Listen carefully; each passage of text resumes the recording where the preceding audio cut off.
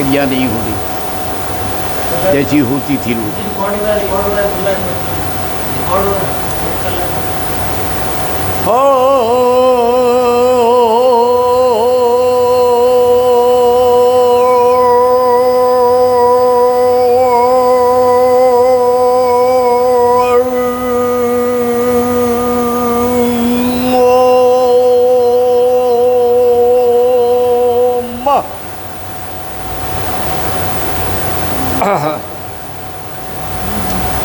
बिंदु त्रिकोण बस कोण, बिंदु त्रिकोण बस कोण, बिंदु त्रिकोण बस कोण, बिंदु त्रिकोण बस कोण दशार युग्मम्, बिंदु त्रिकोण बसुकोण दशार युग्मम्,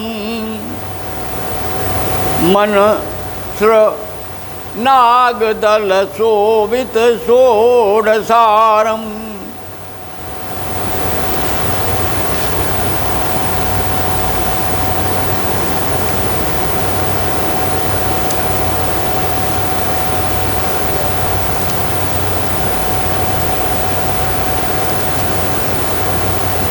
नागदल शोभित षोडशारम्,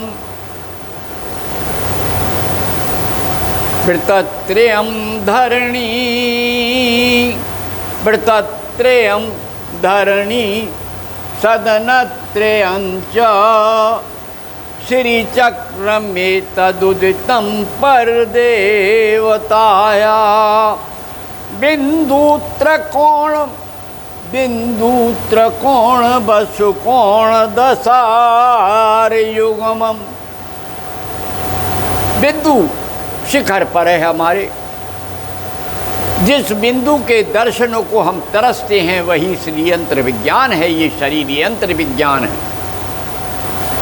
हमारा शरीर यंत्र है। सहस्त्रार में बिंदु है, वहां त्रिकोण है और उस त्रिकोण योनि चक्र है। लिंग और योनि का प्रतीक है ये बिंदु और त्रिकोण।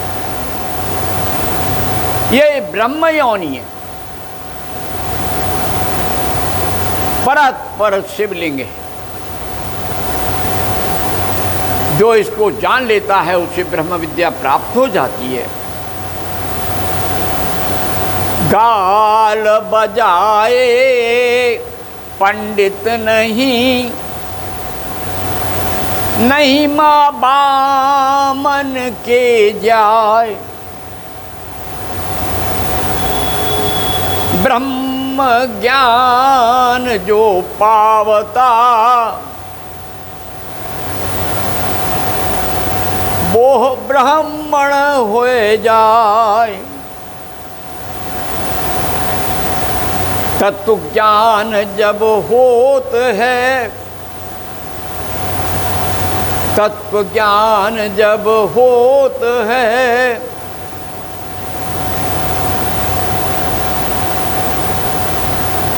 खेचरी लागत आए, तब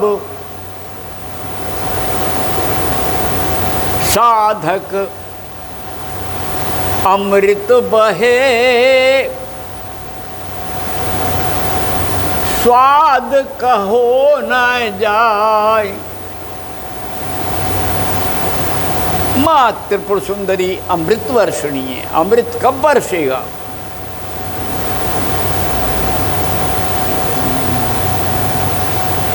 अमृत सर तो सैकड़ों जान न पाए कोई, अंतर अमृत सर नहाया,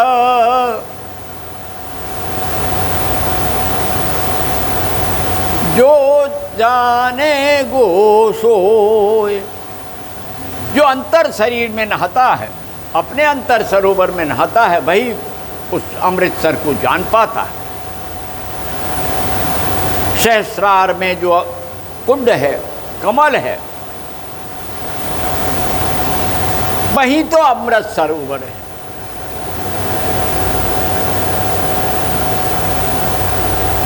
गोरख अलग जखाया, भरत हरि की समझ ना आया, राजा कैसे छोड़े राजपाट, रानी ने भरमाया। भर्तहरि कहाँ से समझ लेता बेचारा। त्रिया चरित्रम पुरुषस्य भाग्यम विधोत न जानाति कुतो मनुष्य। स्त्री का चरित्र और पुरुष का भाग्य विधाता रचने के बाद भी नहीं जान पाया आज तक। बस इस ऋषि से पूछते हैं,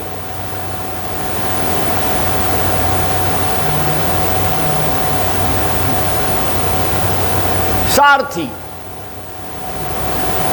राम को जो लेके जा रहे हैं सुमन, हे गुरुवर, इस रघुकुल की क्या स्थिति होने वाली है। परम ऋषि, ब्रह्म ऋषि, पूर्ण तत्वज्ञ वशिष्ठ, जिन्होंने योग दर्शन का साक्षात अनुभव किया था और योग विज्ञान पर अद्भुत रामायण लिखी, योग वासिष्ठ रामायण, और फिर भगवान राम को सुनाया। राम को एक एक अक्षर सिखा करके उन्होंने योगी युग पुरुष बनाया।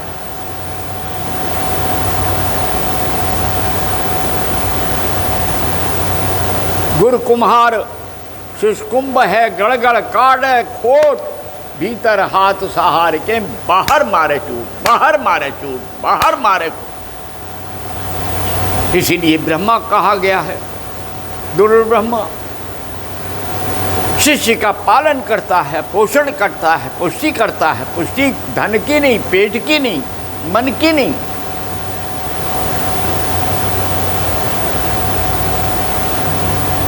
राजस, तामस और सात्विक भावों को विसर्जित करके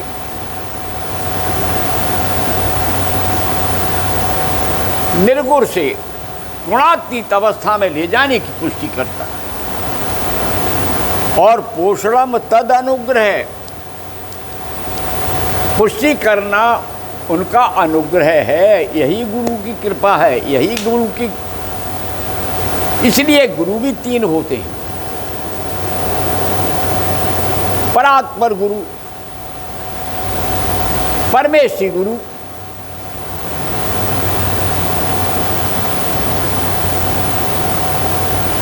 गुरु।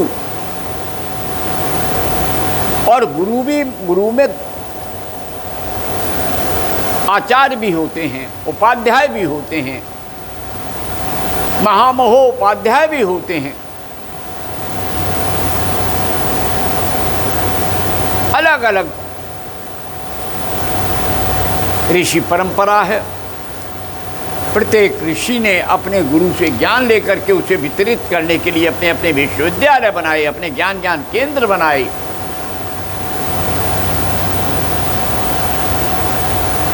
आश्रम, जो श्रम पूर्वक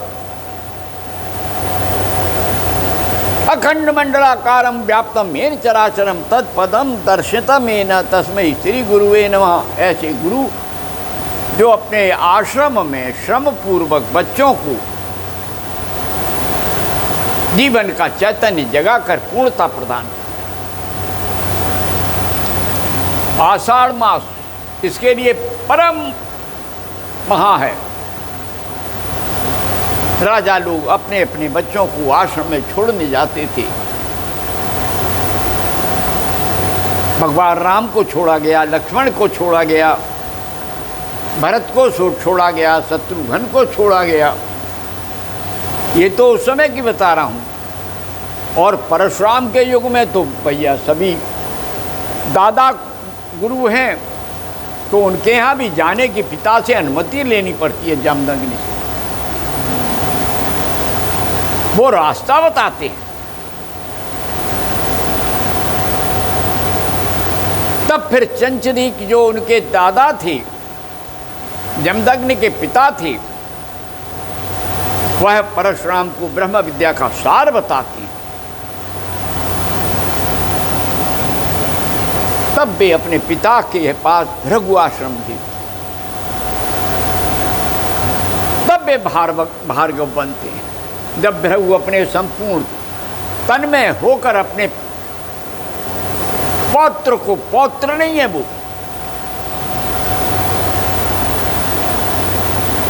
विद्या सिखाते समय न पुत्र है न पौत्र है, न माँ है न बेटी है,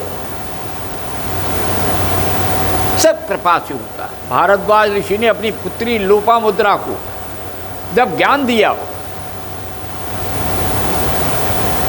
लोग अलग अलग वृत्तांत कहते हैं। कोई कहता है दक्षिण वालों की ये पुत्री थी,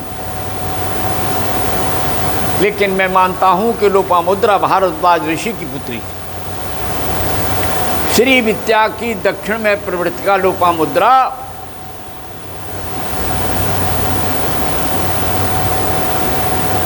भारद्वाज ऋषि की पुत्री, और शास्त्रार्थ में उसने अपने पति को हराया, अगस्त ऋषि को।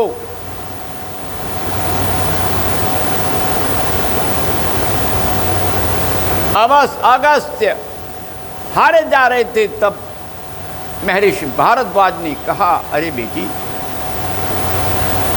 इससे प्रखर, इससे अच्छा, उत्तम कोई ऋषिपुत्र नहीं होगा, वरण करो।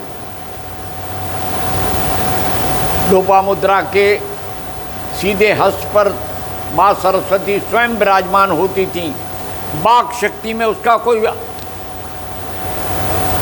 प्रतिवादी नहीं था, वादी नहीं था।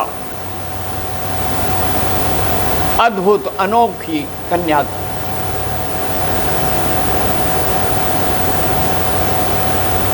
भारतीय ऋषि, ये लोपामुद्रा ही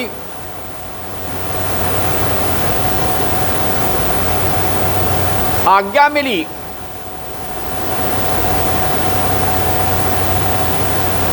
अश्वानन को, हैग्रीव को, कि ये मेरी पुत्री है लोपामुद्रा और इसका पति है अगस्त, उसको श्री विद्या दे दो। अश्वानन ने उन्हें श्री विद्या दी। पंचदशी का ज्ञान दिया, तेराक्षरी का ज्ञान दिया। हजारों वर्ष साधना में खड़े रहे अगस्त, लेकिन जब पत्नी ने कृपा करी तो ज्ञान मिला। इसलिए हमारे यहाँ यत्र नार्यस्तु पूज्यन्ते रमन्ते तत्र देवता रमन्ते, तत्र देवता रमन्ते, तत्र देवता। अगस्त ने अपनी पत्नी की अगस्त लोपामुद्रा के नाम से जानी गई।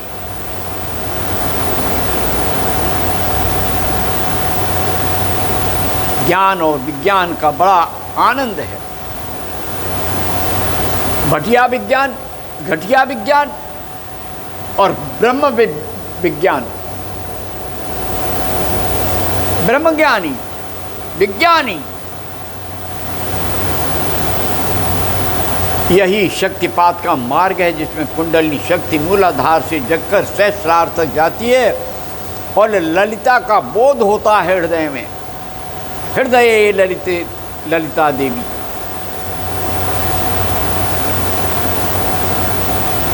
उदरे शूल धारिणी, एक एक चक्र का विज्ञान होता है। मूलाधारैक निलया ब्रह्म ग्रंथि विभेदिनी, जो हमारी 3 गांठ पड़ गई, त्रिगुण गांठ फंसे जग, भटके भटके फिरत हैं,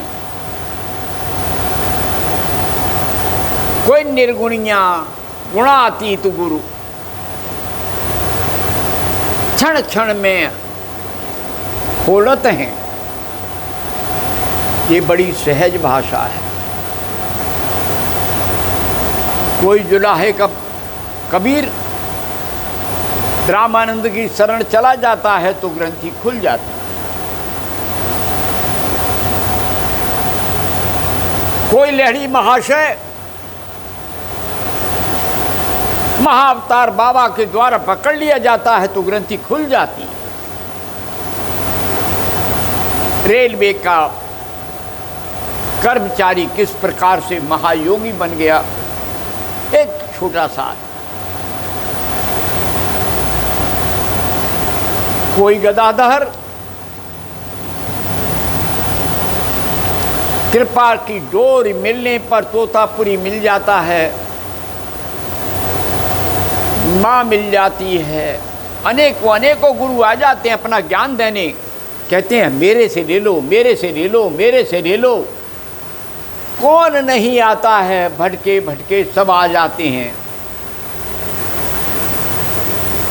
गुरु के पास आते हैं, गुरु को जाना नहीं पड़ता। रामकृष्ण कहीं नहीं गए, दक्षिणेश्वर में रहे।